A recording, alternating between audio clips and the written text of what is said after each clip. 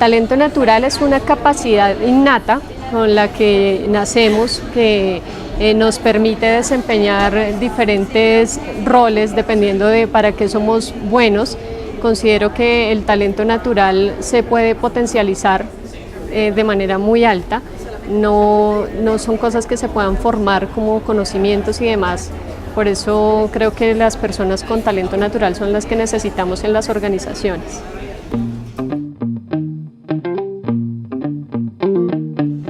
Bueno, yo siempre recomiendo Sigma, considero que es una compañía que está a la vanguardia siempre en temas de tecnología, en temas de recursos humanos, son innovadores, son proactivos y muy investigativos y están cercanos al cliente, que para nosotros es algo fundamental, es algo muy importante.